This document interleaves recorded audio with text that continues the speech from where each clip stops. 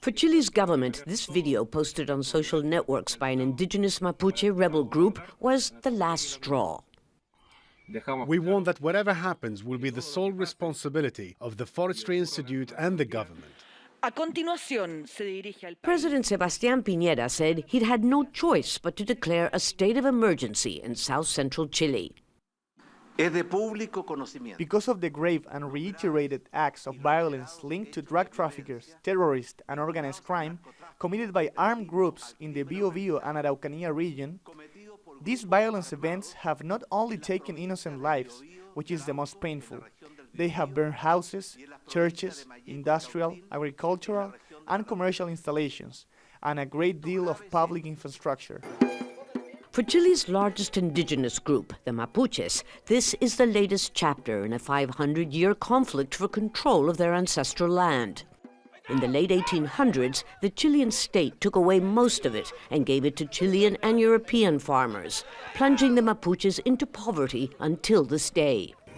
Now, younger, more radical Mapuches are taking up arms to expel forestry companies and large landowners.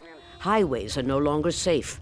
Countless agricultural equipment has been destroyed, while Mapuche communities take over land.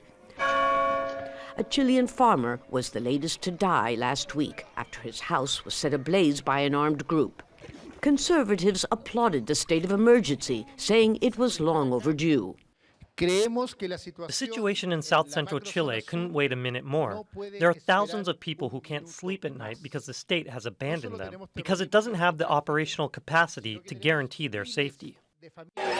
But government opponents say dialogue is the only solution.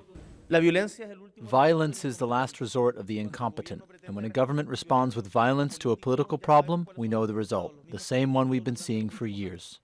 The president is allowed to impose a state of emergency for 15 days with the option of extending it for another 15 days without Congress's approval. It will allow the army to provide transportation, communications, and logistical support to the militarized police that's already there, as well as patrol with them. While many are demanding the restoration of law and order in what they see as a lawless region, others fear that sending in soldiers will in fact escalate the armed conflict even further. Lucia, Newman, Al Jazeera, Santiago.